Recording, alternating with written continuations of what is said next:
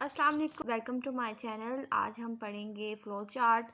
हम पिछले problem solving techniques पढ़े थे और फ़्लो चार्ट भी उनमें से एक टेक्निक है। अब हम देखेंगे कि फ़्लो चार्ट होता क्या है।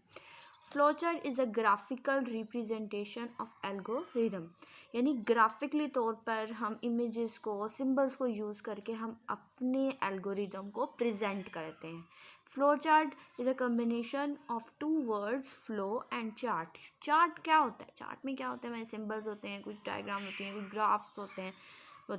और फ़्लो का मतलब कि हम अपने काम को फ़्लो कैसे कर रहे हैं, कि पहले क्या होगा, सेकंड स्टेप में क्या होगा, थर्ड उसमें।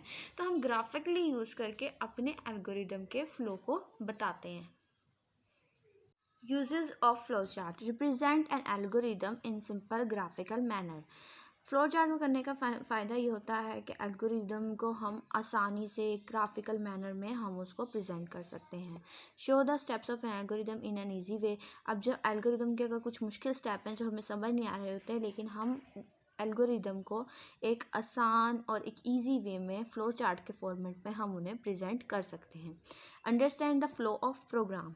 हम प्रोग्राम के फ़्लो को बेहतर तरीके से फ़्लो चार्ट की मदद से अंडरस्टैंड कर सकते हैं। कैसे? कि हमें में देखेंगे सबसे पहले क्या चीज़ आई है, सेकंड में क्या आई है, पहले हमने इनपुट लेना है, फिर प्रोसेस होगा, फिर हम आउटपुट लेंगे। तो इन सब चीज़ों से हम आसानी से उसके फ़्लो को समझ सकते हैं। Improve the logic for solving a problem. हमारी जो लॉजिक है प्रोग्राम को, प्रॉब्लम को बनाने के लिए, ये प्रॉब्लम को सॉल्व करने के लिए, वो क्या हो जाती है, फ़्लो चार्ट बनाने से बेहतर हो जाती है। Programs can be reviewed and debugged easily.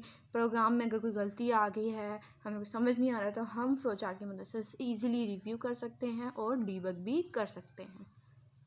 Debug मतलब गलतियाँ उसमें ढूंढ सकते हैं। ठीक है, तो उसमें कुछ सिंबल्स को हम इस्तेमाल करते हैं। अब सिंबल्स, कौन सा सिंबल किस लिए इस्तेमाल होता है, हम आगे पढ़ते हैं। इनपुट आउटपुट के लिए, नहीं कोई भी चीज़ हमने इनपुट करानी है, आउटपुट करानी है। इनपुट के लिए हम जो शेप इस्तेमाल करते हैं, सिंबल इस्तेमाल करते हैं, वो क्या है? Parallelogram. Parallelogram symbol use to represent an input output step. Input output steps के लिए नहीं, जब भी एल्गोरिथम का कोई इनपुट आउटपुट स्टेप होगा उसके लिए हम पैरेललोग्राम शेप इस्तेमाल करेंगे। जैसे यहाँ देखें, यहाँ मैं इनपुट दे रही हूँ मार्क्स को, तो मैंने तब भी पैरेललोग्राम इस्तेमाल किया। जब मैं प्रिंट करवाऊँगी मार्क्स को, तब भी मैं पैरेललोग्राम को ही इस्तेमाल करूँगी। प्रोसेस यानी हम कोई प्रोसेस, यानी कोई काम कर रहे हैं, कुछ हल कर रहे हैं। तो प्रोसेस के लिए जब हम कोई प्रोसेस वाला स्टेप है, तो उसके लिए हम कौन सी शेप इस्तेमाल करते हैं? Symbol rectangle. अब यहाँ देखिए, मैंने एक रेक्टेंगल बनाया। अब मेरा प्रोसेस ये था कि मैंने 2 नंबर को ऐड करना है, तो मैं रेक्टेंगल बनाऊँगी, इसके अंदर क्या लिखूँगी? Sum is equal to a + b। फिर हमारे पास सिलेक्शन यानी हमने कोई 2 चीज़ों में से एक चीज़ को सिलेक्ट करना है। तो उसके लिए जो हम सिंबल इस्तेमाल करते हैं वो क्या है? डायमंड का। डायमंड के लिए हम इस तरह का एक डायमंड सिंबल बनाते हैं और उसमें कोई सिलेक्शन यानी कोई कंडीशन लगेगी, जैसे n > 15। फिर हमारे पास start and end symbol. Oval symbol is use to represent the start and end of the programme.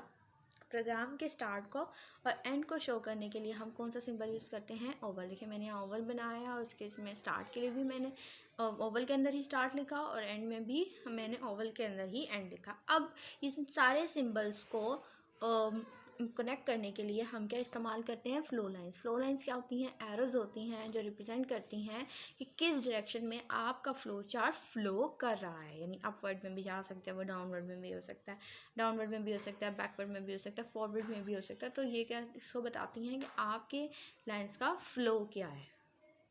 फिर जो हमारे पास नेक्स्ट सिंबल है वो क्या है? कनेक्टर क्या होता है? सर्कल। अब अगर आपका प्रोग्राम बहुत लेंथी हो गया है, फ्लो लाइंस बहुत ज़्यादा हो गई हैं, आपको समझ नहीं आ रही हम कैसे बनाएं, तो हम उन लाइंस को जोड़ने के लिए हम एक कनेक्टर लगा देते हैं।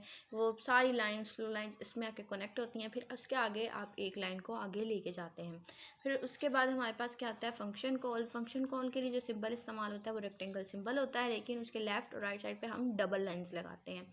जब भी आपने कोई फंक्शन कॉल करना होता है, आप ये सिंबल करेंगे अपने फ्लो चार्ट में यूज़। फिर प्रिपरेशन के लिए this symbol is use with for loops, यानी जब आप अपने फ्लो चार्ट में किसी लूप को ज़ाहिर करना चाह रहे हैं, तो लूप्स को स्पेसिफाई करता है, यानी लूप के स्टार्ट को और स्टॉप कंडीशंस को स्पेसिफाई करता है ये हमारा सिंबल।